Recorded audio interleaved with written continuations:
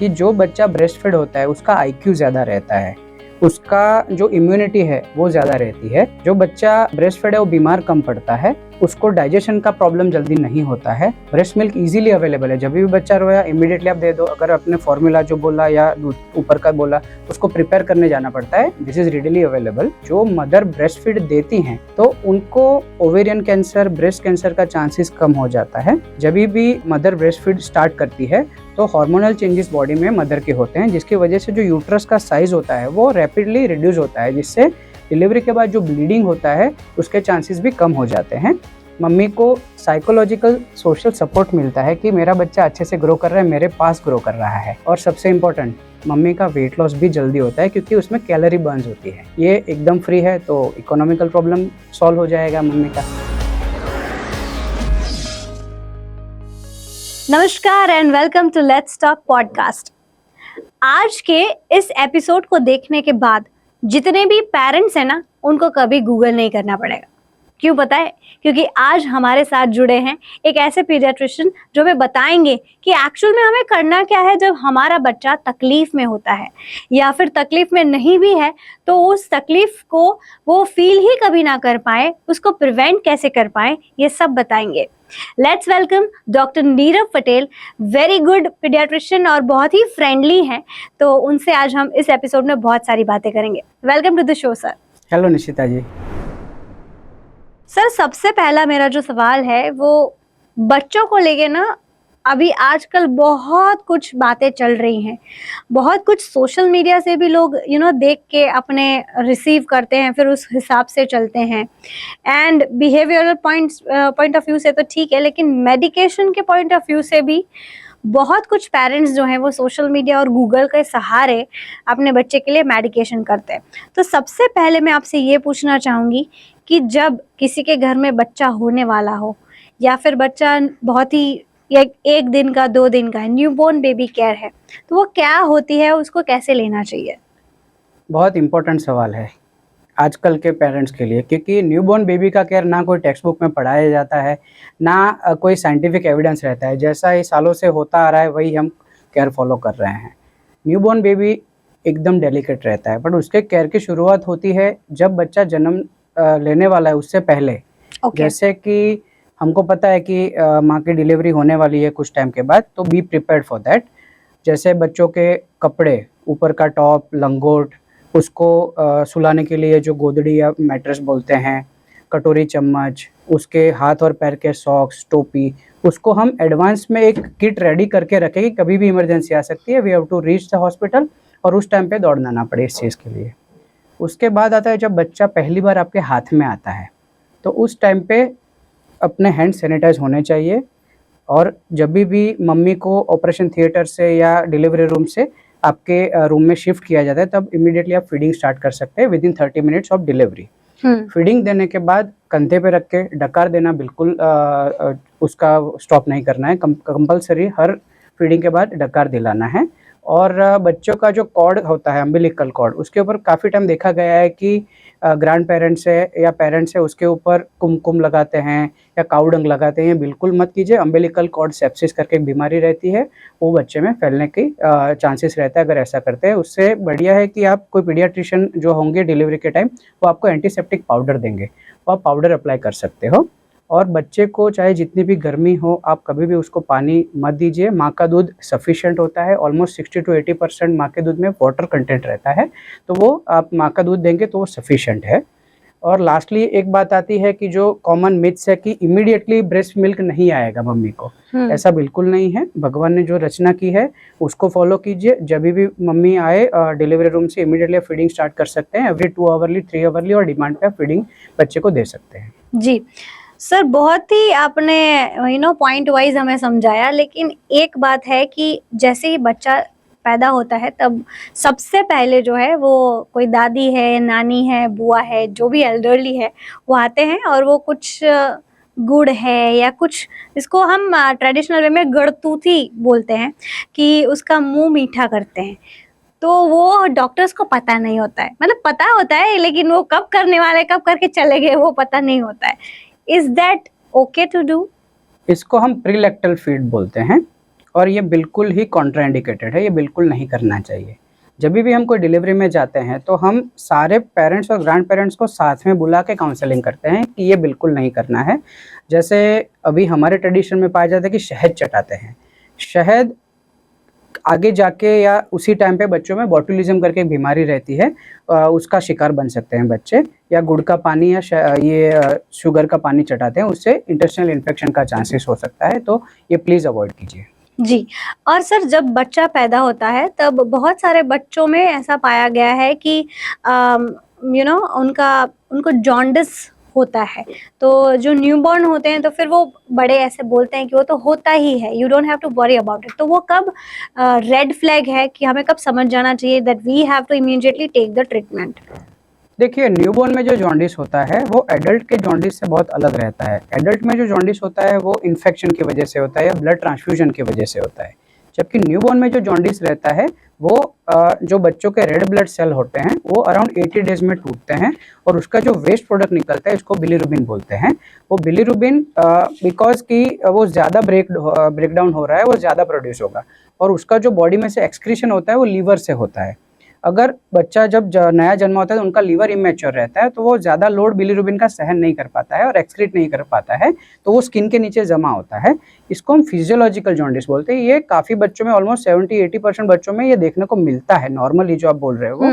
अब ध्यान कब रखना है कि जब विदिन 24 आवर बच्चा येलो दिखने लगे, या बच्चा अपने पैर तक या सोल तक येलो दिखे, बच्चा फीडिंग नहीं ले रहा है, बच्चा वार्म लग रहा है, फीवर लग रहा है, बच्चा परसिस्टेंट वॉमिटिंग कर रहा है, ऐसे केसेस में इमीडिएटली आप पीडियाट्रिशियन का कांटेक्ट कर सकते हैं। क्योंकि इसके केस में अगर ये पैथोलॉजिकल जॉन्डिस है, जैसे कि मम्मी को नेगेटिव ब्लड ग्रुप है और बच्चे का अगर ब्लड ग्रुप पॉजिटिव आता है, RH इनकॉम्पेटिबिलिटी बोलते हैं, या मम्मी का ब्लड ग्रुप O है और बेबी का A या B आता है, तो उसको ABO इनकॉम्पेटिबिलिटी बोलते हैं। ऐसे केसेस में जॉन्डिस जल्दी बढ़ता है। ऐसे केसेस में उसका बिलीरुबिन लेवल कुछ टाइम के बाद चेक करना होता है। अगर एक फोटोथेरेपी रेंज होती है, उससे अगर ज़्यादा बढ़े तो उसको इमीडिएटली एक स्पेशल फोटोथेरेपी ब्लू कलर की लाइट होती है, तो उसके ऊपर इसके अंदर रखना पड़ता है बच्चे को। राइट। अब जैसे न्यूबॉर्न बच्चे के लिए breast feeding is very important like you said, right? लेकिन अभी के माहौल में देखा जाए तो there are so many mothers जो ब्रेस्ट फीडिंग को चूज़ नहीं करती हैं, and they give them some powdered milk, some formula milk, जो भी है बाहर का मिल्क। तो what would you like to say about it? Breast milk अमृत है न्यूबॉर्न बेबी के लिए और मदर के लिए भी। अभी ये जो आप कॉन्सेप्ट ला रहे हो जेन जी जनरेशन का या नई जनरेशन का, उसको मैं अपोज करूँगा कि जैसे ब्रेस्ट मिल्क के जो एडवांटेजेस है बेबी के लिए, कि जो बच्चा ब्रेस्ट फीड होता है उसका IQ ज़्यादा रहता है, उसका जो इम्यूनिटी है वो ज़्यादा रहती है। जो बच्चा ब्रेस्ट फीड है वो बीमार कम पड़ता है, उसको डाइजेशन का प्रॉब्लम जल्दी नहीं होता है। ब्रेस्ट मिल्क इजीली अवेलेबल है, जब भी बच्चा रोया इमीडिएटली आप दे दो। अगर आपने फॉर्मूला जो बोला या दूध ऊपर का बोला, उसको प्रिपेयर करने जाना पड़ता है, दिस इज़ रेडिली अवेलेबल। तो ये एक एडवांटेज है। इसके साथ साथ मम्मी को भी एडवांटेज है। जो मदर ब्रेस्ट फीड देती हैं तो उनको ओवेरियन कैंसर, ब्रेस्ट कैंसर का चांसेस कम हो जाता है।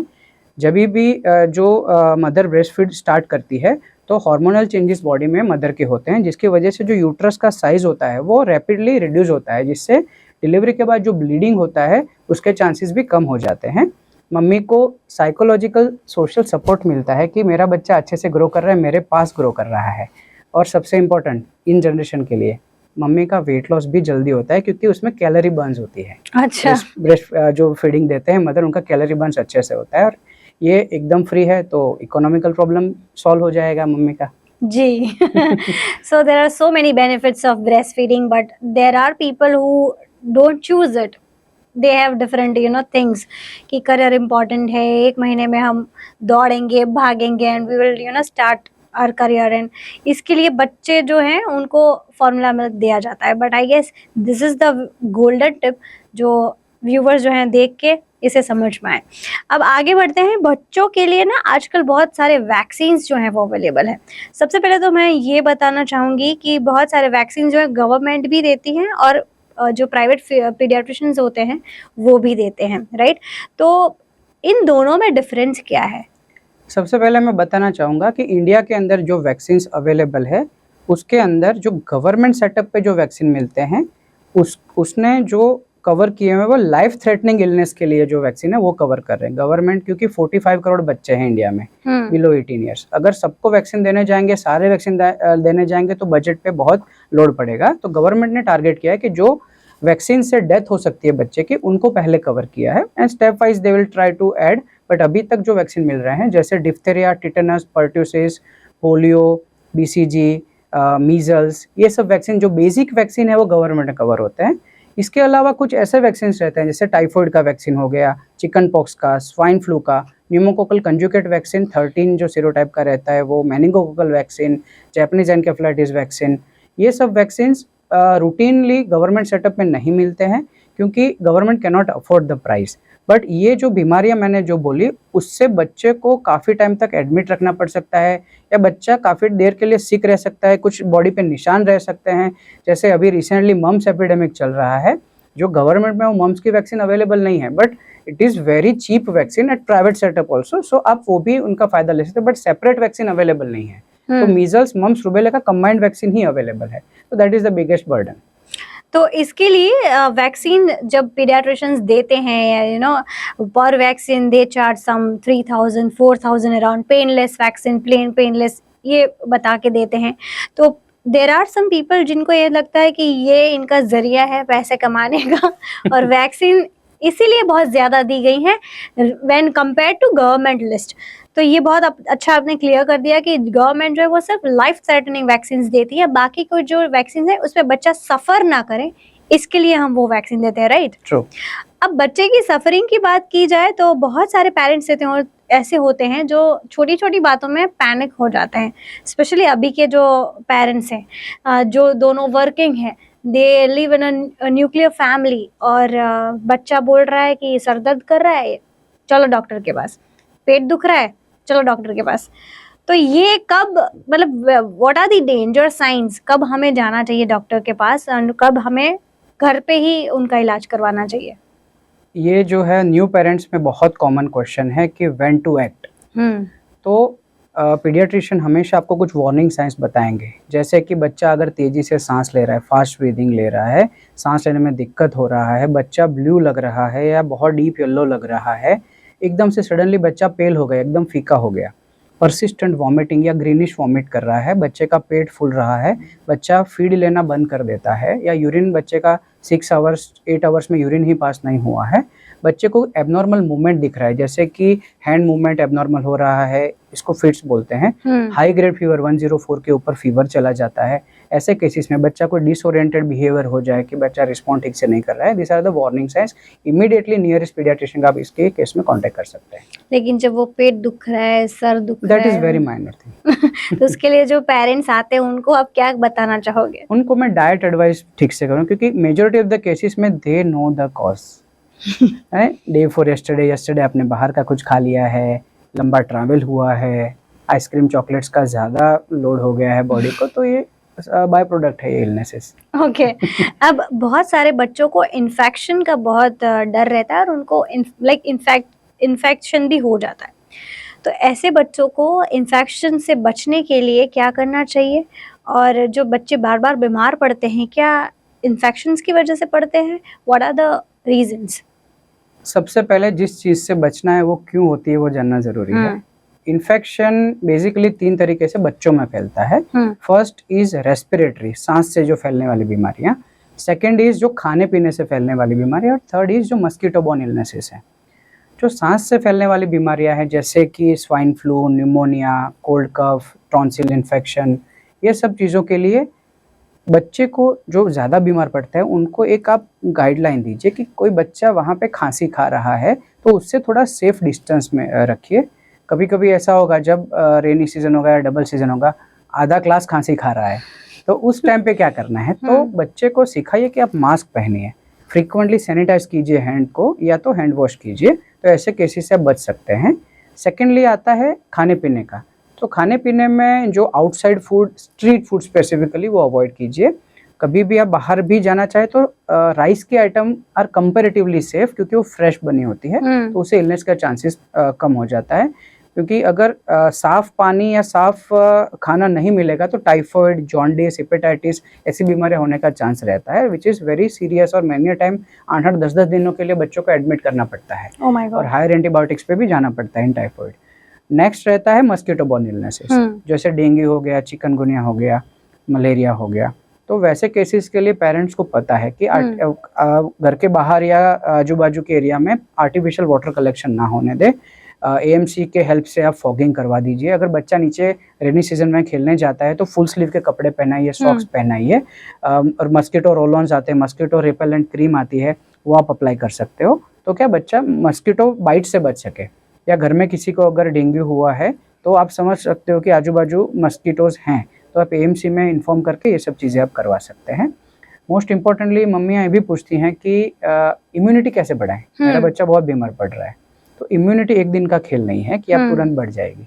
इम्यूनिटी बढ़ने के लिए अच्छा फूड चाहिए, हेल्दी फूड जो rich in vitamin C fruits, जैसे खट्टे फ्रूट्स रहते हैं, येलो फ्रूट्स जो विटामिन ए से भरपूर रहते हैं, ग्रीन लीफ वेजिटेबल्स है, बीट, पालक, मेथी, खजूर, अंजीर, ये सब दीजिए। तो इन सब से ग्रेजुअली उनका इम्यूनिटी बढ़ेगा। ड्राई फ्रूट्स आप दीजिए, तो even yogurt is also good source of immunity. अगर आप ग्रेजुअली रेगुलरली आप देते रहेंगे तो ऑटोमेटिक। और साथ में इन चीज़ों का ध्यान रखिए। और जो हमने ऑलरेडी डिस्कस किया हुआ है, काफ़ी ऐसी वैक्सीन अभी मार्केट में है कि जिससे भी आपका बच्चा बीमार होने से बच सकता है। जैसे निमोनिया से बचने के लिए निमोकोकल वैक्सीन है, टाइफाइड वैक्सीन है, हेपेटाइटिस वैक्सीन है, स्वाइन फ्लू वैक्सीन है।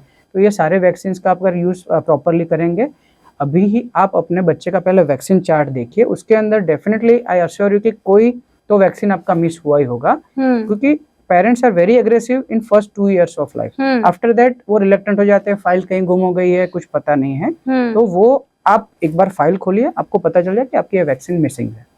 अब 15-15 दिन में जो बच्चे बीमार हो जाते हैं कि भाई चलो कहीं बाहर घूम लिए, आइसक्रीम खा लिया, चॉकलेट खा लिया, तो उनके पेरेंट्स को क्या करना चाहिए? और ये 15 दिन में बच्चे जो बीमार होते हैं वो सब वैक्सीन लेते ही हैं, जैसे फ्लू का वैक्सीन हो गया तो वो लेते हैं, फिर भी उनको बुखार होता है। तो ये सब सी लाइफस्टाइल इज मोस्ट इम्पोर्टेंट। हाँ, हमारे दादा दादी हार्डली कभी हॉस्पिटल गए होंगे, क्यों?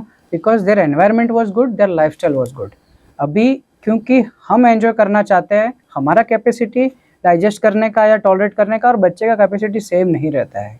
जैसे हमने एक पेशेंट आया था, 8 महीने का बच्चा, 4 धाम यात्रा पे भी गया था, तो वो उसके लिए हार्मफुल है। बच्चे को तो पता ही नहीं कहाँ जा रहा है, बट जो 36 घंटे ट्रैफिक में फंसे हुए हैं, बच्चे को कितने लोगों का कांटेक्ट होगा, इतना हीट है, तो बच्चे बीमार होंगे ही। ऐसा ही आप घर पे भी फॉलो कीजिए कि जो चीज़ अपने रिक्रिएशन के लिए आप कर रहे हो, उसमें बच्चे को हर बार पार्ट उसका करवाना ज़रूरी नहीं है। आप घर पे भी रख सकते हो, आप अकेले भी बाहर जा सकते हो।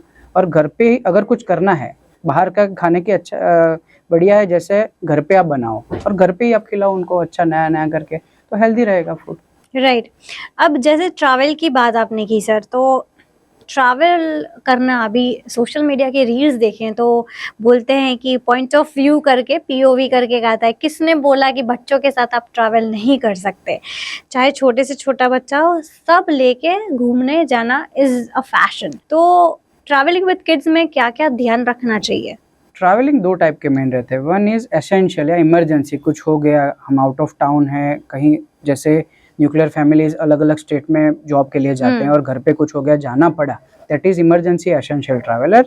सेकंड इज़ रिक्रिएशनल ट्रैवल, घूमने जा रहे हैं, लंबा घूमने जा रहे हैं, तो एसेंशियल ट्रैवल आप करो, कोई बात नहीं, करना पड़ेगा। बट अगर लंबा ट्रिप कर रहे हैं तो छोटे बच्चों में थोड़ा बड़ा होने के बाद आप करो, क्योंकि छोटे बच्चे को वैसे भी नहीं पता चलेगा कि आप यूएसए में है, उत्तराखंड में है या अहमदाबाद में है, उसके लिए सब सेम है। और जब आप ट्रैवल कर रहे हो तो इमरजेंसी मेडिसिन अपने साथ रखिए, जैसे फीवर के लिए, वॉमिटिंग के लिए, लूज मोशन के लिए ओआरएस, फर्स्ट एड किट आप साथ में रख सकते हो। और जैसे मैंने बोला, मस्कीटो प्रोन एरिया में जा रहे हो तो मस्कीटो रेपेलेंट क्रीम्स और वो सब साथ में रख सकते हो। जब आप शॉर्ट ड्यूरेशन के लिए जा रहे हैं तो आप अपना पानी बच्चों के लिए घर से लेके जाए। अगर लॉन्ग ट्रिप है तो बॉटल वाटर यूज़ कीजिए। आउटसाइड जो आइस रहते हैं वो अवॉइड कीजिए। अनपास्चुराइज्ड मिल्क अवॉइड कीजिए। पैकेट का मिल्क अगर ज़रूरत पड़े तो आप दे सकते हो, बट अनपास्चुराइज्ड अवॉइड कीजिए। जो होटल का खाना, ऑब्वियसली बाहर गए होटल का खाना पड़ेगा, तो राइस के आइटम जैसे मैंने बताया वो यूज़ कीजिए। और रॉ फूड मत यूज़ कीजिए, क्योंकि जब फूड कुक होता है तो उसके जो बैक्टीरिया अंदर जो है जो पॉइजनस हैं वो मर जाएंगे और आपको बीमारी का चांसेस थोड़ा कम हो जाएगा। तो ये आप चीज़ फॉलो कर सकते हैं। नेक्स्ट, आप अपने पीडियाट्रिशियन का एक कॉन्टैक्ट नंबर साथ में रख सकते हैं कि अगर बाहर ट्रैवल कर रहे हैं शायद, तो वहाँ पे उस एरिया में वो कोई डॉक्टर मिले ना मिले तो आप उनसे डायरेक्ट कांटेक्ट करके भी कर सकते हैं। अब आजकल ना सर ऐसा हो गया है कि 2 साल तक बहुत सारे पीडियाट्रिशियंस ऐसा सजेस्ट करते हैं कि अब 2 साल तक बच्चों को सॉल्ट और शुगर ना दें। अब हम बड़े हुए हैं, हम तो खा के बड़े हुए हैं और लेकिन हमारे बच्चों को अब अगर बोल रहे हैं कि मत दें, तो पीडियाट्रिशियन और ग्रैंड पेरेंट्स और इन दोनों के बीच में जो पेरेंट्स है ना वो बेचारे फंस जाते हैं कि क्या करें। और अगर नहीं दे रहे हैं तो ग्रैंड पेरेंट्स से सुन रहे हैं और अगर दे रहे हैं तो पीडियाट्रिशियन से सुन रहे हैं। तो ऐसे पेरेंट्स को क्या करना चाहिए? It's a never ending war. But हमको साइंटिफिकली देखना है। पहले हमारे पास कुछ डेटा नहीं होता था कि कैसा डेवलप हो रहा है, आज से 20 साल बाद आज जो किया उसका 20 साल बाद उसका कैसा असर होगा। Now we have the data, western data is there, Indian data अभी भी इतना स्ट्रॉन्ग नहीं है हमारे पास, बट यूएस और वेस्टर्न कंट्रीज में जो डेटा उनके पास हुआ है तो उसके अंदर देखा गया है कि जो शुगर कंटेंट ज़्यादा खाया है इन्फेंसी में, बिलो 1 ईयर या बिलो 2 ईयर्स, तो उसको डायबिटीज़ या सॉल्ट ज़्यादा खाया है तो हाइपरटेंशन का केसेस ज़्यादा बढ़ता है। नॉट नेसेसरी कि वो अकेला रीज़न हो सकता है, क्योंकि लाइफस्टाइल भी अभी सिडेटरी हो गई है, जंक ज़्यादा खा रहे हैं सब लोग, तो वो भी एक रीज़न हो सकता है। बट आइडियली अगर हमको पता है कि इस चीज़ से नुकसान हो रहा है तो we should not follow it, and it is scientifically evident also. Okay. और सर बहुत सारे बच्चों में खाने की बहुत प्रॉब्लम होती है। मम्मी जो है वो पीछे पड़ी रहती हैं कि कुछ नहीं खाया है। व्हाट आर द इंटरवल्स कि जो हमें जैसे 2 से 4 साल के बच्चे हैं या फिर 2 से 5 साल के बच्चे हैं, उनके क्या इंटरवल्स होते हैं? 2-2 घंटे में उनको खिलाना है, नहीं खिलाना है और क्या-क्या खिलाना है? कैसे उनका उनके पीछे भागे बगैर वो खाएँ, ऐसा कुछ हो सकता है क्या? डेफिनेटली हो सकता है। सबसे पहले तो आपको ये जानना ज़रूरी है कि आपके बच्चे का वज़न एज के हिसाब से कितना होना चाहिए। काफ़ी पेरेंट्स आते हैं, मेरे बच्चे का तो वज़न ही नहीं बढ़ रहा है, मेरा बच्चा कुछ खाता नहीं है। When we cross check the weight, वो 1 साल पे 12 किलो का ऑलरेडी हो चुका है। सो ऑलरेडी वो ओवरवेट कैटेगरी में है और कितना खिलाएंगे उनको। तो पहले अगर एज वाइज अगर बात करें तो नॉर्मली इंडियन बच्चे 2.5 टू 3.5 के आसपास उनका जन्म का वेट रहता है। वो अराउंड 6 मंथ के आसपास 6 टू 7 केजी के आसपास, और 1 ईयर पे वो 3 times of birth weight around 9 KG के आसपास हो जाते हैं। This is normal pattern. और then every year 2 KG weight gain होना चाहिए। अगर आपका बच्चा ये चार्ट फॉलो नहीं कर पा रहा है, उससे कम है, then definitely you should take help of expert. और एज ए एक्सपर्ट मैं बताना चाहूँगा कि हमारा जो फूड साइकिल है बच्चों से अलग रहता है। हम ब्रेकफास्ट, लंच, डिनर फॉलो करते हैं। बच्चा जब भी भूखा हो तब उसको दीजिए, तो वो इंटरेस्ट लेके खाएगा, हमारे हिसाब से वो नहीं खाएगा।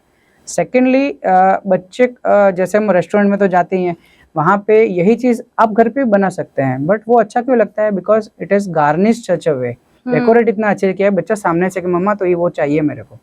आप घर पे थोड़ा डेकोरेट कीजिए, उसको सैलेड से नए कर्व बना के उसको वो डेकोरेट करके बच्चा सामने से खाने आएगा। बच्चे को स्क्रीन टाइम का एडिक्शन मत दीजिए, अलग लेके जाइए, आप स्टोरीज बनाइए नई जैसे दादी माँ करते थे। कुछ चीज़ें अच्छी भी है हमारे कल्चर में, तो वो चीज़ आप फॉलो कर सकते हैं। और बच्चे का जो फूड सिलेक्शन है, जंक आउटसाइड जो फूड रहता है, वेफर्स हो गए, वो सब है, उसका गैस्ट्रिक एम्प्टिंग टाइम ज़्यादा रहता है, मतलब लंबे टाइम तक पेट में रहता है, और उसकी वजह से वो पेट खाली नहीं होगा तो भूख कैसे लगेगी, ठीक है। और जो स्कूल्स हैं उसका भी रोल है। स्कूल में अराउंड 12 o'clock अगर लंच ब्रेक पड़ता है तो 12 o'clock टीचर भी अपने जो स्टूडेंट्स हैं क्लास के उनके साथ टिफ़िन शेयर करेंगे, टिफ़िन करेंगे, खाएंगे, और सब बच्चों का 12:30 तक सारा टिफ़िन खत्म हुआ कि नहीं वो ऑब्जर्व करेंगे। एक बायोलॉजिकल क्लॉक अगर बच्चे में डेवलप हो गया कि चलो 12 बजे लंच टाइम हमको पूरा टिफिन फिनिश करना है, तो वो घर पे भी वो चीज़ फॉलो करेगा। तो ये पूरा टीम वर्क है, तो अगर फॉलो करेंगे तो डेफिनेटली आपका बच्चा अच्छे से खाएगा। अच्छा, और ये जो आपने स्क्रीन टाइम रिड्यूस करने का बोला, उसके क्या रेसिपी है, कैसे कर सकते हैं? Because everywhere you see everybody when eating they are watching TV. और ये मैं बच्चों की बात नहीं कर रही हूँ, वो डेफिनेटली पेरेंट्स से ही सीखते हैं, वरना उनको कैसे पता चलेगा। तो अब पेरेंट्स का स्क्रीन टाइम कम होने नहीं वाला, तो बच्चों का कैसे करेंगे? कोरोना पेंडेमिक था, उसके बाद अभी आया स्क्रीन टाइम पेंडेमिक जी। Everybody stick to the screen, चाहे बड़ा हो, 2 साल का बच्चा हो, 80 इयर्स के अंकल हैं, morning message, good morning, good night, everything. तो अभी we are the role model for the kid. हम जो कर रहे हैं वो अच्छा ही कर रहे होंगे, वो बच्चों को वही लगता है कि मेरे पेरेंट्स मेरे हीरो हैं, वो अच्छा वो स्क्रीन टाइम देख रहे हैं तो अच्छा ही होगा, मैं भी करता हूँ। तो उसकी शुरुआत होती है हमसे।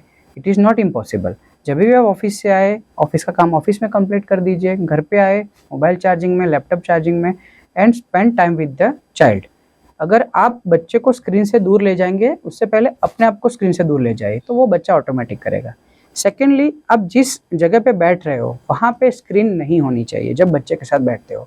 अभी नए कॉन्सेप्ट में तो सारे घर में जितने रूम इतने टीवी हो गए हैं, तो आई वुड सजेस्ट कि बेडरूम में टीवी नहीं होना चाहिए, कि बच्चा स्पेसिफिकली ग्रैंड पेरेंट्स पेरेंट्स सब मिल के एक जगह पे ऐसा बैठिए, इंडोर गेम्स खेलिए, बच्चे को आउटडोर गेम्स में ज़्यादा इन्वॉल्व कीजिए। बच्चा थका हारा आएगा तो उसको स्क्रीन टाइम से ज़्यादा पेरेंट्स के साथ ज़्यादा रहेगा और फिर सो जाएगा, उसको सोने के टाइम भी स्क्रीन की ज़रूरत नहीं रहेगी। खाने के टाइम बच्चे को जब 6-7 साल का बच्चे हो जाए तो उनको इन्वॉल्व कीजिए खाना बनाने में। हम भी जब बच्चे थे तो पेरेंट्स हमको खाना बनाने में हेल्प करवाते थे साथ में, Right. चलो साथ में मिलके खाना बनाते हैं। तो फिर उसके बाद जब एंड प्रोडक्ट होता है, मैंने खाना बनाया कैसा बना होगा, चलो देखते हैं। तो अगर बच्चे उसमें एक्टिवली इन्वॉल्व होंगे तो स्क्रीन भूल जाएंगे। और रिवॉर्ड सिस्टम कभी मत रखिए। रिवॉर्ड सिस्टम मतलब कि तुम इतना होमवर्क कंप्लीट कर दो तो मैं तुमको 1 घंटा टीवी देखने दूंगी या ये वीडियो गेम खेलने दूंगी। रिवॉर्ड सिस्टम अगर आपको करना ही है तो आप उसको बोलो कि आपने ये अच्छा किया, अच्छे मार्क्स लाए, लेट्स गो समवेयर, चलो हम बाहर घूमते हैं, बाहर कहीं आउटडोर एक्टिविटीज़ करते हैं। ऐसा कुछ आप उसको दे सकते हैं positive reward, but not the screen time. अगर ये Right. फॉलो करेंगे तो डेफिनेटली, और it's not a one day process. आप सबके लिए डी एडिक्शन ज़रूरी है। अगर आप सब साथ में डी एडिक्शन करेंगे स्क्रीन का तो बच्चे भी साथ में करेंगे। और ग्रेजुअली बच्चे को भी इन्वॉल्व कीजिए कि बेटा देखो हम रोज़ 4 घंटे देख रहे हैं, अभी धीरे धीरे कम करेंगे, स्क्रीन से ये नुकसान होता है, आंखें खराब होती है, आप गुस्से वाले देखो पहले नहीं थे अब गुस्से वाले हो गए हो। तो ये सब चीज़ें ग्रेजुअली आप बच्चे को एक्टिवली इन्वॉल्व करके कीजिए, उसके ऊपर थोप मत दीजिए कि नहीं करना है बस। उसको एक्टिवली करने दीजिए, चलो मम्मा ये अच्छा बताया आपने, अब हम नेक्स्ट टाइम से ये कम करेंगे या तो नहीं करेंगे। तो वो लंबे टाइम तक सस्टेन रहेगा, नहीं तो ये एडिक्शन की तरह है, 2 दिन छूटा एडिक्शन, तीसरे दिन से वापस चालू हो जाएगा। ट्रू। अब जो एडिक्शन की बात करें या फिर ये जो आप हाइपर एक्टिव बच्चे होते हैं ना, जो ADHD के अभी बहुत सारे लोगों में सिम्टम्स हैं, ऑलमोस्ट 10 में से 7 बच्चे जो है वो ADHD के शिकार हैं। तो जो हाइपर एक्टिव बिहेवियर है उसको कैसे कंट्रोल कर सकते हैं? सी फर्स्ट ऑफ ऑल तो जैसे कोविड पैंडेमिक में, ओरिजिन तो कोविड पैंडेमिक ही है इस सब चीज़ों का। जब बच्चे को बाहर खेलना था, बच्चों के साथ खेलना था, उसकी जगह पे वो स्क्रीन के साथ खेल रहा है।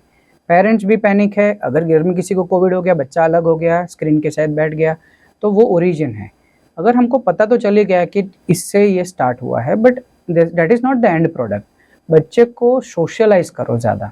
बच्चे को जितने ज़्यादा बच्चों के साथ एक दूसरे के साथ खेलेंगे, होम पिकनिक करो, घर पे एक दूसरे बच्चे को बुलाओ, शेयरिंग सिखाओ। स्कूल में भी अगर आप डाल रहे हो तो पेरेंट्स को बोलना A to Z तो वो सीख ही जाएगा, बट उसको सोशलाइजेशन सिखाओ।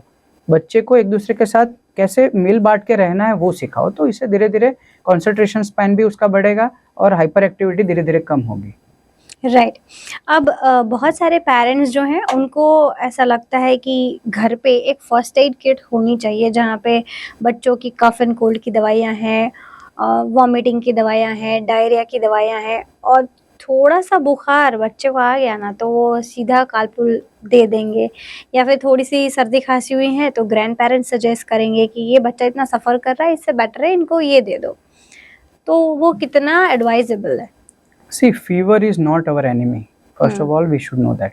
बच्चे का फीवर आता है, बॉडी गर्म होता है, वो तो बैक्टीरिया जो है, वायरस जो इन्फेक्शन उसको मारने के लिए बढ़ता है वो फीवर। तो हम जो डरते हैं कि फीवर आ गया चलो कुछ करते हैं, ओनली इन सर्टेन केसेस, जिनको बुखार के फिट्स आते हैं, जिनको फेब्राइल कन्वर्जन्स बोलते हैं, उनके केस में we have to act. Otherwise around 100 degree तक बॉडी अगर टेम्परेचर आ रहा है, और स्पेशली वो एक्सिलरी टेम्परेचर, काफ़ी पेरेंट्स मिस्टेक करते हैं, वो फोरहेड थर्मोमीटर से 103, 104, 105 तक बोलते हैं, बट एक्सिला में देखें तो अराउंड 100 से भी कम रहता है। तो एक्सिलरी टेम्परेचर अगर 100 से नीचे है, don't act, just wait for some time. Clothes open कर दीजिए, थोड़ा एनवायरनमेंट जो गर्म है अगर तो उसको थोड़ा कूल एनवायरनमेंट में ले लीजिए, तो ऑटोमेटिक वो फीवर कम हो जाएगा। और बॉडी खुद भी ट्राई करती है, हाइपोथैलेमस अपना खुद भी ट्राई करता है कि फीवर कम हो उसका। So let it be. And what about the other medications, जो अगर एक बार वॉमिट कर दी तो चलो, अभी 2 बार वॉमिट कर दी, 3 बार वॉमिट कर दी, चलो इसको ये दवाई दे देते हैं, वॉमिट बंद हो जाती है, पीडियाट्रिशियन के पास नहीं जाते। जो सेल्फ मेडिकेशन होता है उसके बारे में आप क्या बताएंगे? Self medication is only for emergency. If you are at night around 3 a.m. child is getting some illness, तो आप इमरजेंसी में अपने पीडियाट्रिशियन से दवाई लिखवा सकते हो, नथिंग रॉन्ग इन दैट. पर वही दवाई बार बार यूज़ करके, क्योंकि I have seen many parents की एंटीबायोटिक को गुजराती में बोलते हैं चना ममरा की तरह कि एफएजडली यूज़ करते हैं.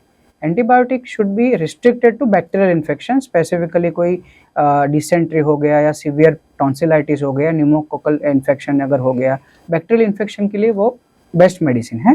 But not for every illness आप उसका सेल्फ मेडिकेशन कर सकते हैं. और जैसे रात को उल्टी हुई, आपने अगर 2 बार हो गई दवाई दे दी, उसके बाद उल्टी बंद हो गई, symptom is 0, then no need to visit. But थोड़ा बहुत भी सिम्टम लग रहा है कि उसके साथ थोड़ा फीवर है, उसके साथ पेट में इन्फेक्शन है, नेक्स्ट डायरिया चालू हो रहा है, तो definitely you should visit the paediatrician. Right. तो ये सेल्फ मेडिकेशन सिर्फ इमरजेंसी के अलावा हमें नहीं करना चाहिए. थोड़ी सी Definitely सर्दी खांसी है Should avoid तो we should avoid it, right. अब एक बहुत ही बहुत सारे लोगों में ऐसे मिथ्स हैं चाइल्ड केयर को लेके, जैसे कि हनी का डोज देना बिफोर 6 मंथ्स, फिर सॉलिड्स चालू करना कि मेरा बच्चा तो खाएगा, लिक्विड्स चालू करना, लाइक ऊपर का दूध तो ठीक है लेकिन उसके साथ साथ दूधी का जो जूस है, मतलब जो भी है ऊपर का. या ऊपर का जो भी देते हैं, how good is it and should we start और नॉट? इनको कॉम्प्लीमेंट्री फीडिंग बोलते हैं. जब बच्चा पहले 6 महीने तक सिर्फ माँ का दूध देना चाहिए. उसके बाद बच्चे का जब ग्रोथ बढ़ रहा होता है तो उसको एडिशनल कैलोरीज चाहिए कि जो माँ का दूध 100% प्रोवाइड नहीं कर पाते हैं, तो उस टाइम पे हम कॉम्प्लीमेंट्री फीड स्टार्ट कर सकते हैं. और उसके अंदर बहुत रैशनल होना ज़रूरी है.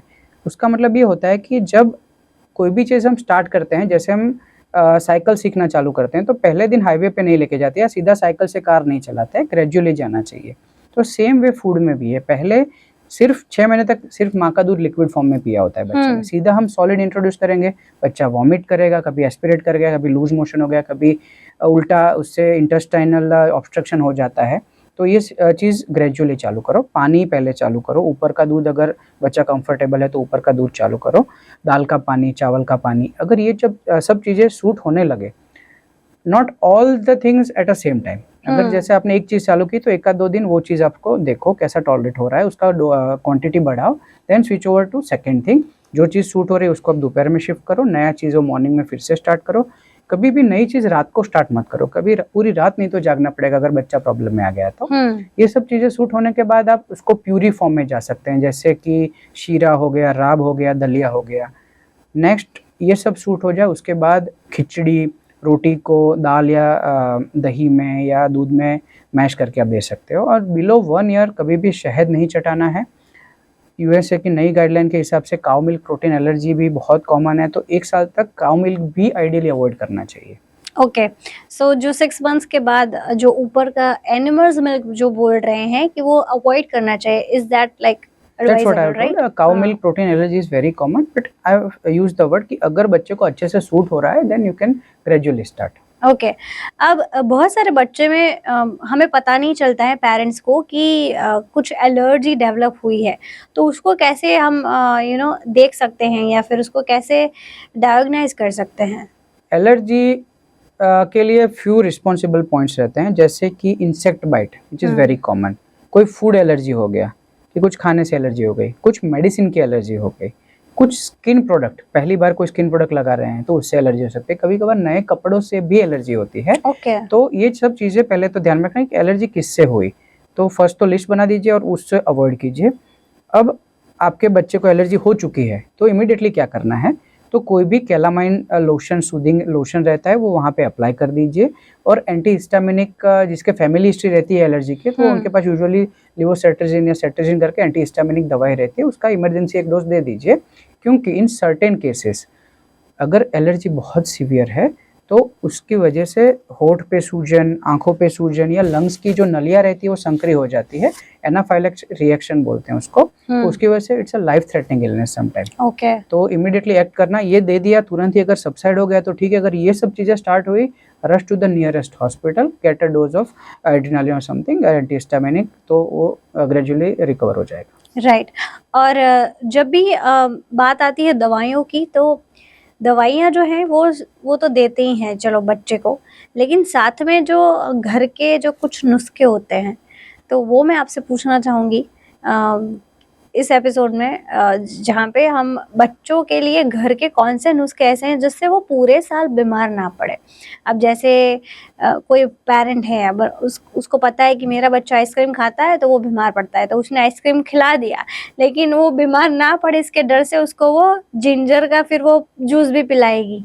Is that advisable? ये करना चाहिए, नहीं करना चाहिए? सिर्फ बैलेंस करने के लिए नहीं करना चाहिए, बट रेगुलरली आप जो आयुर्वेदिक साइंस है वो अच्छा ही है, बट उसको लिमिट में करना चाहिए। क्योंकि मैंने देखा है कि कभी कभार जैसे कोविड में उकाड़ा या जो ड्रिंक आता है वो इतना पी लिया कि गैस्ट्राइटिस या गैस्ट्रिक अल्सर हो गए, उतने लेवल तक नहीं जाना है। जो बेसिक है, जैसे कि हम बड़े बच्चों में शहद को तुलसी के रस में, अदरक के रस में मिक्स करके रेगुलरली विंटर के टाइम में चटा रहे हैं, स्टीम इनहेलेशन विंटर में ले रहे हैं, गुनगुने पानी से गार्गल कर रहे हैं, no without any medicine gargle कर रहे हैं, तो ये सब चीज़ें पॉजिटिव है, ये कर सकते हो आप घर पे, रेगुलरली भी कर सकते हो अगर बच्चा कोऑपरेट करता है तो। डबल सीजन में इट्स बेनिफिशियल, बट किसी चीज़ को रेक्टिफाई करने के लिए आइसक्रीम को या चॉकलेट को वो करना ज़रूरी नहीं है। या समटाइम्स घर में कोई बीमार है तो लग सकता है कि वो वायरल का इन्फेक्शन हमको भी लग गया है, तो एडवांस में भी आप स्टार्ट कर सकते हैं, विदाउट मेडिसिन भी हम ट्रीट कर सकते हैं। राइट।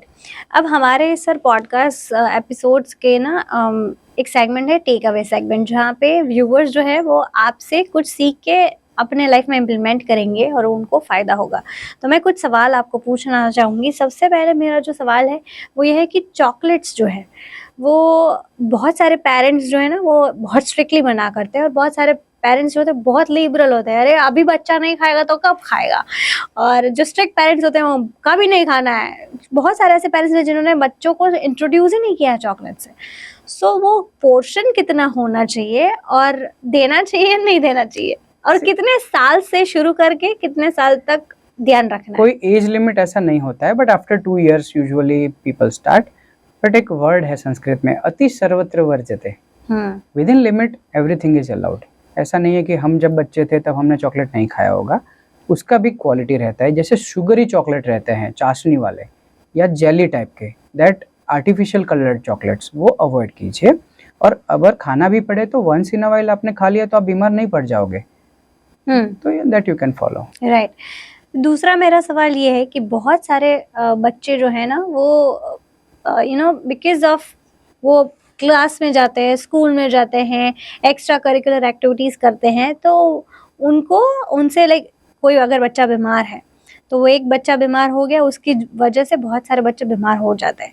अब उसके प्रिकॉशनरी तौर पे हमें पता ही नहीं है कि इनके क्लास में कोई बच्चा बीमार है, तो उसके लिए हम क्या कर सकते हैं हमारे बच्चों के लिए? जैसे हमने कोविड में देखा, रेस्पिरेटरी इन्फेक्शन एक साइकिल की तरह होता है, एक को हुआ, दूसरे को, तीसरे को हुआ। तो जो पहले को हुआ है उनके पेरेंट की रिस्पॉन्सिबिलिटी है कि बच्चे को मत भेजिए फर्स्ट ऑफ ऑल। अगर वो बच्चा गया तो वो टीचर को भी इन्फेक्शन कर सकता है, और टीचर को इन्फेक्शन हुआ तो सबको इन्फेक्शन होने वाला है। तो पहले तो वहाँ पे स्टॉप हो जाइए। अगर बाय मिस्टेक पेरेंट्स ने भेज भी दिया तो टीचर को ये पता होना चाहिए कि ये बच्चा खांसी खा रहा है, तो थोड़ा सोशल डिस्टेंसिंग, छोटे से क्लास में शायद पॉसिबल ना हो, बट थोड़ा सा सेपरेट आप रख सकते हो, या तो फर्स्ट रो में बिठा सकते हो कि उसका जो स्प्रेड होता है इन्फेक्शन का वो सिर्फ सामने की ओर हो, दूसरे बच्चों को ना हो। मास्क अगर पॉसिबल है, जो खांसी खा रहा है तो उसको मास्क पहनाए, सबको मास्क पहनाना भी इम्पोर्टेंट है, बट प्रैक्टिकली पॉसिबल नहीं है, तो एटलीस्ट जो खांसी खा रहा है अगर वो मास्क पहनेगा तो भी उसका स्प्रेड कम होगा। राइट, चीज फॉलो कर सकते हैं। राइट। अब जैसे बहुत सारे बच्चे जो हैं उनको कुछ कुछ आदतें लगी होती हैं, जैसे झूले में सोना, फिर बॉटल में दूध पीना, फिर बहुत सारे थंब सकिंग, ये सारे जो आदतें हैं उनको कौन सी उम्र में छुड़वा देना चाहिए और उसको छुड़ाने के लिए क्या करना चाहिए? हम स्टार्ट करेंगे थंब सकिंग से। थंब सकिंग हमने देखा है कि काफ़ी पेरेंट्स को खुद को था और अपना बच्चा भी वो कर रहा है। तो ग्रेजुअली जब बच्चा एनवायरनमेंट में एक्सपोज होगा लोगों के सामने तो वो धीरे धीरे छोड़ने ही वाला है। इन रिलक्टेंट केसेस जो छूट नहीं रहा है तो उसके केसेस के अंदर हम एक स्पेशल केमिकल रहता है कि वो यहाँ पे अप्लाई करवाते हैं which is non toxic but very bitter, तो उससे भी बच्चा छोड़ देता है। और पॉजिटिव रीइंफोर्समेंट कि बच्चे को बोलो वेरी गुड, आज तो आपने बिल्कुल थम्सअप नहीं किया, तो उसको कुछ रिवॉर्ड दीजिए, उसको अंदर से जीतने दीजिए कि तुमने ये अच्छा किया, तो उससे वो छूट जाएगा। सेकेंडली झूले की बात करें तो झूला इज टायर्डसम प्रोसेस, पहले तो उसकी आदत है ना लगे उतना अच्छा है। नई गाइडलाइन बोलती है कि मम्मी के पास ही छुड़ाओ, बच्चे को साथ में सुलाओ, झूला स्टार्ट ही मत करो, क्योंकि वंस यू स्टार्ट वो लॉन्ग टर्म रहता है, वो उसके बिना सोएगा नहीं। तो ग्रेजुअली जब माँ का दूध छुड़वाने वाले हो उसी टाइम पे बच्चे को उसका भी आदत छुड़वा सकते हो। उसी टाइम पे अलग सो के, मम्मी अलग सोएंगी, बच्चा अलग सो रहा है और बच्चा ग्रैंड पेरेंट्स के साथ या पापा के साथ सो रहा है, तो ऐसा करेंगे उसके साथ खेलते खेलते उसको सुला दो, क्योंकि थोड़ा बड़ा बच्चा हो गया होगा 1.5-2 साल का, तो तब तक तो वो भूल ही जाएगा। अगर वो उसको देखेगा, उसको सामने मत रखो, देखेगा तो मांगेगा, तो वो उसको गायब कर दो झूले को। और रही बात जो बॉटल फीडिंग की, bottle feeding is poisonous I would say. India का जो एनवायरनमेंट है वो और वेस्टर्न कंट्रीज का एनवायरनमेंट है उसमें बहुत फर्क है। वेस्टर्न कंट्रीज में bottle feeding is very common, क्योंकि वहाँ पे बैक्टीरिया का जो ग्रोथ होता है निप्पल पे या दूध में या बॉटल की जो सरफेस रहती है वो बहुत ही कम रेयर होता है, जबकि इंडिया के अंदर फुल ऑफ बैक्टीरियाज रहते हैं। छोटा सा मिस्टेक, अगर बॉटल नीचे गिर गया, नीचे के बैक्टीरिया सारे उसके टिप पे लग गए, अगर ठीक से उसका अंदर का पार्ट क्लीन नहीं हो पाया है तो फंगस इन्फेक्शन हो गया। और वो इन्फेक्शन जो बॉटल फीड बच्चों में इतना कॉमन है कि daily we are getting so many kids कि just because of bottle feeding, दूध खराब है या मम्मी का कुछ प्रॉब्लम है, कुछ बाहर का खिला दिया, नहीं, सिर्फ और सिर्फ बॉटल फीडिंग से बच्चे डायरिया, वॉमिटिंग, ईयर इन्फेक्शन, ये सब चीज़ों से, कभी कभी निमोनिया भी कॉमनली पाया जाता है, तो ये सब चीज़ें प्रिवेंट करनी चाहिए। तो राइट, स्टार्ट ही मत करो आप। ओके। और दूसरी बात कि बहुत सारे फादर्स जो है ना उनके ऊपर कम रिस्पॉन्सिबिलिटीज होती हैं, ज़्यादातर एक्सपेक्टेशंस मम्मी से ही होती हैं। Even in today's world, in this modern world, when both the parents are working, of course fathers are very helpful, but still expectations are from mothers. तो फादर का एक चाइल्ड केयर में क्या role है? जब भी हमारे पास न्यूबॉर्न बेबी आता है ओपीडी में दिखाने के लिए, हार्डली मैं देखता हूँ कि पापा ने उसको होल्ड किया होता है, या इधर ग्रैंड पेरेंट्स होल्ड कर रहे हैं, दादी नानी होल्ड कर रहे हैं, तो थोड़ी अगर मम्मी कंफर्टेबल हो गई है डिलीवरी के बाद तो मम्मी होल्ड करके लाती है। फादर को रीज़न पूछते हैं क्यों, तो बोलता है इट्स वेरी डेलिकेट, मैं इसको पकड़ ही नहीं पा रहा हूँ, मेरे को आता ही नहीं है, एक्चुअली किसी ने सिखाया ही नहीं है। तो पहले तो पेरेंट्स को एक्टिवली इन्वॉल्व कीजिए, फादर को स्पेसिफिकली बच्चे का केयर में एक्टिवली इन्वॉल्व कीजिए। और फादर का भी आप मोरल रिस्पॉन्सिबिलिटी समझिए कि मम्मी को, अगर फादर्स के साथ में रहें, डिलीवरी में भी अभी गायनेकोलॉजिस्ट अलाउड करते हैं कि डिलीवरी या सीजरियन हो रहा है, फादर को साथ में रखते हैं, तो मम्मी को मोरल सपोर्ट मिलता है, इमोशनल बॉन्डिंग मिलता है, सपोर्ट मिलता है। जब बच्चा पापा के पास है तो मम्मी शांति से सो सकती है कि चलो पापा उसका ध्यान रख रहे हैं, तो एक तो उसका साइकोलॉजिकल मम्मी को सपोर्ट मिलेगा। सेकेंडली, काफ़ी बार देखा है बच्चा बहुत रो रहा है, किसी से शांत नहीं हो रहा है, मम्मी भी रो रही है, बिकॉज मम्मी को लगता है मैंने कुछ गलत कर दिया, बच्चा रो रहा है, मैंने कुछ खा लिया, बच्चा रो रहा है। उस टाइम पे अगर बच्चा को फादर होल्ड करेंगे, थोड़ा बाहर घुमाएंगे, सहलाएंगे और बच्चा शांत हो गया, मम्मी भी रिलैक्स हो पाएगी। Delivery is like a long process, बहुत पेनफुल प्रोसेस है, मम्मा एग्जॉस्ट हो जाती है। तो उस टाइम पे अगर बच्चे का टेक केयर करने के लिए फादर वहाँ पे खड़े हैं तो मम्मी को रेस्ट मिल पाएगा। अगर मम्मी को रेस्ट मिल पाएगा तो ब्रेस्ट फीडिंग अच्छे से आएगा, और फिर ये जो साइकिल है स्पून फीडिंग का, बॉटल फीडिंग का, वो क्वेश्चन ही नहीं आएंगे अगर ब्रेस्ट मिल्क अच्छे से आ गया।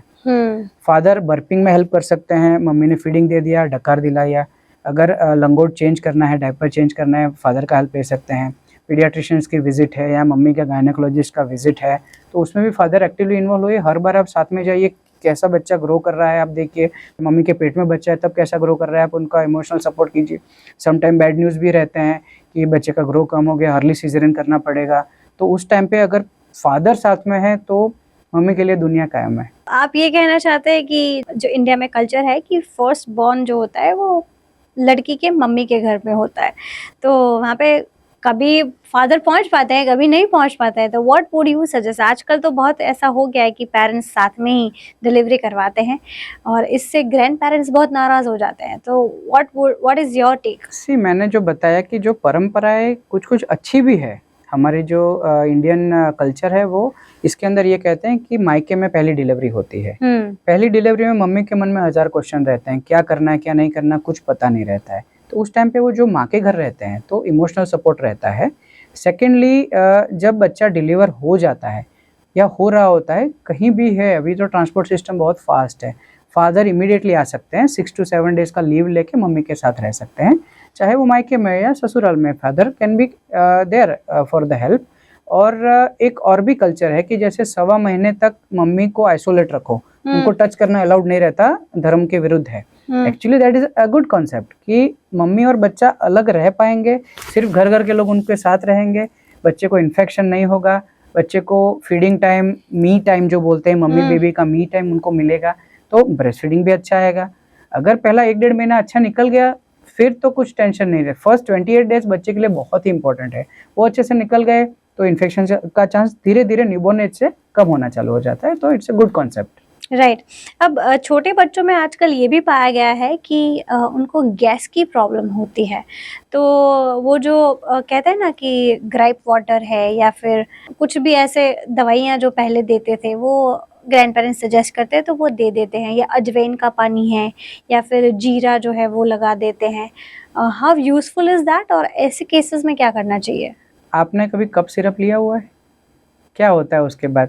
नींद आती है एकदम थोड़ी? नींद आती है। यस। तो जो ग्राइप वाटर मार्केट में अभी तक मिल रहे थे उसके अंदर थोड़ा सा सिडेटिव इंग्रेडिएंट रहते हैं जो scientifically it should not be given to the baby, but वो इंग्रेडिएंट की वजह से जो बच्चा सो जाता है, कामली सो जाता है, तो पेरेंट्स सोचेंगे या ग्रैंड पेरेंट्स सोचेंगे वाह ये तो अच्छा है, मस्त सो गया बच्चा, बट उसका कॉन्सेंट्रेशन बहुत ही अल्कोहलिक ड्रिंक जितना होता है कभी कभी। तो so we should avoid it. कभी 2-3 चम्मच गलती से ज़्यादा दे दिया, बच्चा 4-5 घंटे तक नहीं उठेगा, तो पहले तो अवॉइड कीजिए।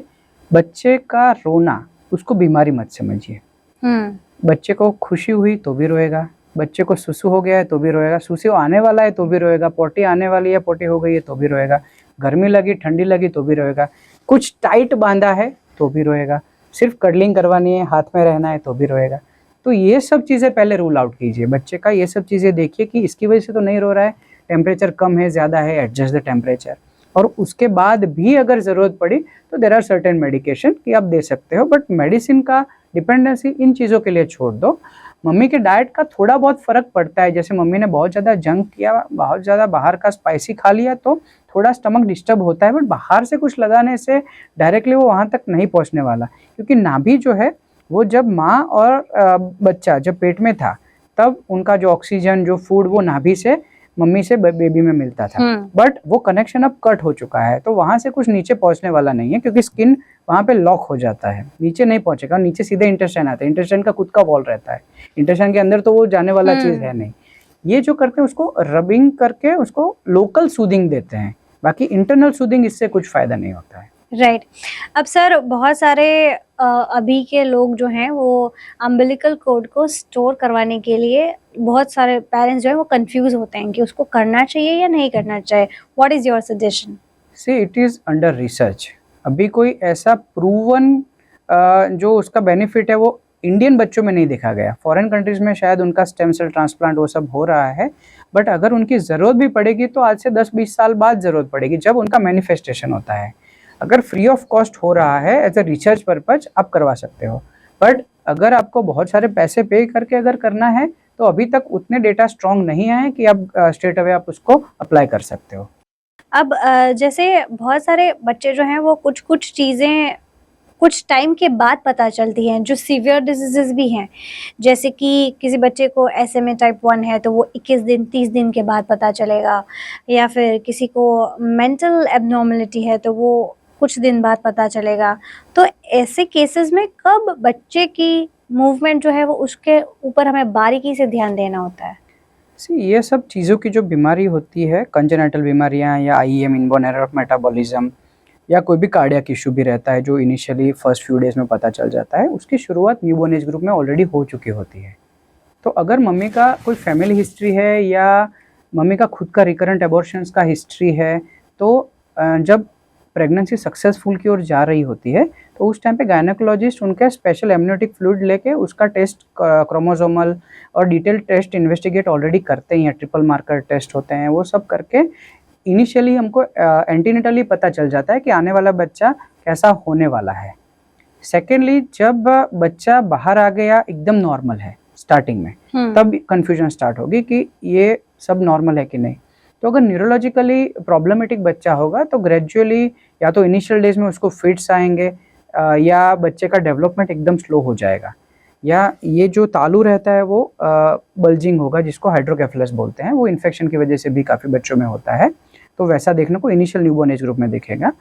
और अगर बच्चे को कार्डियक एनोमलीज है, हार्ट की कोई डिजीज़ है, वो सीरियस है, तो वो बच्चा रोते ही ब्लू पड़ने लगेगा, हाथ पैर लिप्स ये ब्लू हो जाएगा, तो इमिडिएटली हमको एक्शन लेना है कि there is something wrong.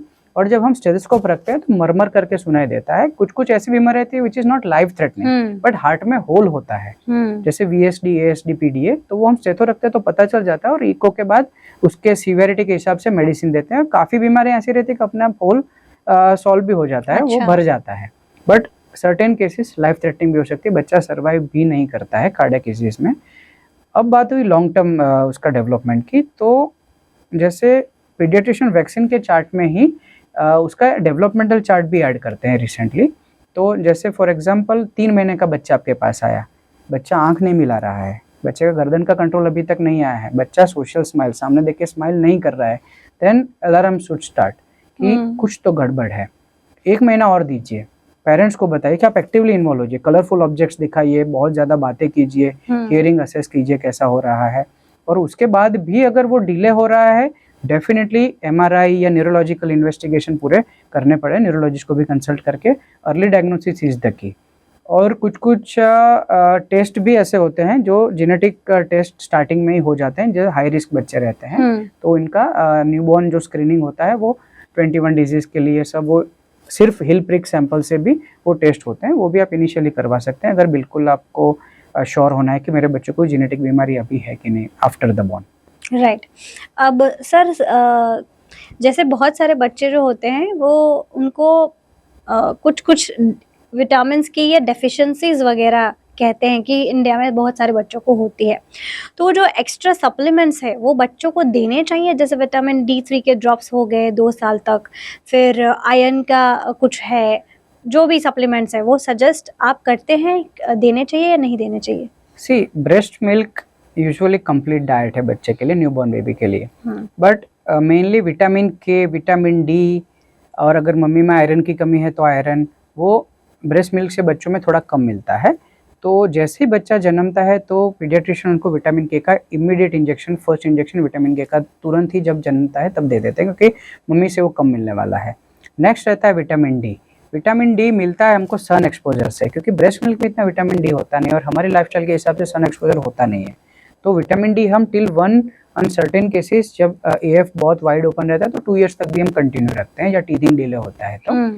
Iron हमारे ब्रेन डेवलपमेंट के लिए बहुत ही आवश्यक है, हमारे ग्रोथ के लिए बहुत ही ज़रूरी है, तो हम around 21 days to 1 month, 1.5 month से आयरन भी स्टार्ट कर देते हैं। आयरन थोड़ा पचने में हैवी रहता है, इसीलिए हम इनिशियल तुरंत ही नहीं स्टार्ट करते कि मम्मी का हेमोग्लोबिन कम है, बच्चा NICU में एडमिट है, तो हम 1.5 मंथ के आसपास आयरन स्टार्ट करते हैं, और वो भी हम 1 ईयर तक रखते हैं चालू, क्योंकि स्टार्टिंग में जो हीमोग्लोबिन बच्चे का रहता है वो अराउंड 18-19 रहता है, बट ग्रेजुअली जैसे जैसे टाइम निकलता है, अराउंड 1 ईयर तक का बच्चा होता है तो वो ड्रॉप हो गए।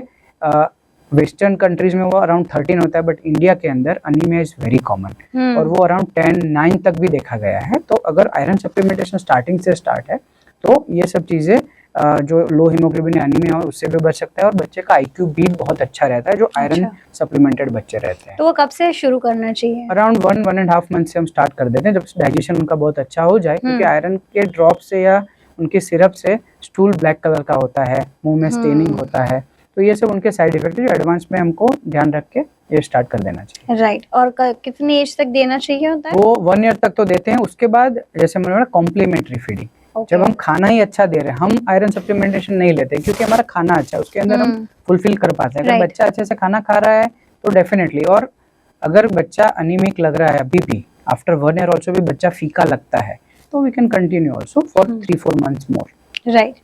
अब लास्ट क्वेश्चन मैं आपसे ये पूछना चाहूँगी कि बहुत सारे जो पेरेंट्स हैं जो सोचते हैं कि हम हमारे बच्चे का रूटीन नहीं बना पा रहे हैं because of their busy working life and sometimes laziness also, जो वो वर्क और बच्चे के साथ जो 5 साल तक जो टाइम स्पेंड करना है वो अगर बैलेंस नहीं कर पा रहे हैं तो आप उन्हें क्या कहेंगे? सी जब बच्चे ने कॉम्प्लीमेंट्री फीडिंग सीख गया टिल 1 ईयर ऑफ एज, दिन में एक टाइम तो ऐसा रखो कि फैमिली मील टाइम हो, और स्पेसिफिकली रात का टाइम, क्योंकि बिजी शेड्यूल है, रात का टाइम फैमिली मील टाइम रखिए। और 1 साल का बच्चा अगर हो जाए तो उसको हमारे साथ डाइनिंग टेबल पे या नीचे अगर बैठते हैं तो साथ में हम जो खा रहे हैं वही खाना सिखाओ, एक्सेप्ट कि वो चॉक ना करे, चॉकिंग फूड नहीं देना है उसको। अदरवाइज आप उसको फैमिली मील में अपना जो बन रहा है, शायद थोड़ा कम स्पाइसी हो, थोड़ा कम नमक वाला हो, बट वो फूड हम स्टार्ट कर सकते हैं। ऐसा करने से बच्चा हमको देखेगा, वी आर रोल मॉडल, कि हम खा रहे हैं, मेरे को वही खाना है। ये उनका डिमांड हमेशा रहता है, आप मेरे को अलग मत दो, मेरे को वो वाला दो। तो वो आप देंगे तो उससे बॉन्डिंग भी आपका बढ़ेगा, बच्चा खाना जल्दी सीखेगा, स्क्रीन टाइम चला जाएगा। आपका जो स्ट्रेस लेवल पूरे दिन का, जो बॉसेस का या पूरे दिन का जो टाइट शेड्यूल था, दौड़ा दौड़ी था, उसका जो स्ट्रेस था, बच्चे को देख के वो स्ट्रेस भी चला जाएगा। अभी जो फैमिली रिलेशंस पे जो असर हो रहा है लाइफस्टाइल की वजह से, बच्चा आने के बाद वो, और बच्चे के साथ ये टाइम स्पेंड करने के बाद वो डेफिनेटली कम होगा। You should give the best try कि एक फैमिली मील टाइम रखिए, और दूसरा बोलूँगा फैमिली ब्रश टाइम भी रखिए। अच्छा। ये एडिशनल मैं ऐड करूँगा कि अभी जो डेंटल प्रॉब्लम्स हो रही है बहुत छोटी उम्र में हो रही है, कि आप फीलिंग करा रहे हो, हमने शायद कभी डेंटिस्ट का विजिट नहीं किया होगा इतने साल में, बट अभी 3 साल के बच्चे का डेंटल ट्रीटमेंट हो रहा है, रूट कैनाल्स हो रहे हैं। तो दिस इज स्ट्रेंज, अपनी लाइफस्टाइल है, तो इसको हम चेंज पूरा नहीं कर पाएंगे तो एटलीस्ट शेड्यूल थोड़ा चेंज कीजिए। रात को सारे मिलके आप उनका टीथ क्लीनिंग का भी प्रोग्राम रखिए, जैसे कि अगर 2 साल से बड़ा बच्चा है तो उसके सॉफ्ट ब्रिसल वाले छोटे हेड वाले टूथ ब्रश मिलते हैं, उसके ऊपर एकदम से गेहूं के दाने जितना टूथपेस्ट लीजिए, स्पेशल टूथपेस्ट मिलते हैं, उसको स्प्रेड करके अब डेली मम्मा भी कर रहे हैं, दादा भी कर रहे हैं, बच्चा भी कर रहा है, उनको साथ में देख के सीख जाएगा। तो वो आप करेंगे तो दादा के भी डेंटल प्रॉब्लम नहीं होगा और ना बच्चे का होगा। Amazing. But thank you so much sir, it was a pleasure having you on the show and I am sure बहुत सारे पेरेंट्स ही नहीं, बहुत सारे व्यूअर्स जो ग्रैंड पेरेंट्स हैं या फिर पेरेंट्स बनने वाले हैं, और जो मौसा है, मौसी है, चाचा है, सब ने इस एपिसोड से कुछ ना कुछ लिया है। So thank you so much for enlightening us with this information. It was pleasure having you on the show. Thank you. ऐसे ही हम अगले एपिसोड में हमारे एक और गेस्ट से बात करेंगे, लेकिन तब तक के लिए आप हमारे साथ जुड़े रहिए, हमारे चैनल को सब्सक्राइब कीजिए और कमेंट भी कीजिए कि आपको एपिसोड्स पसंद आ रहे हैं नहीं आ रहे हैं, and will get back to you with one more episode. तब तक के लिए just be with us on Let's Talk podcast and furniture courtesy Taroni Furniture Private Limited. Thank you.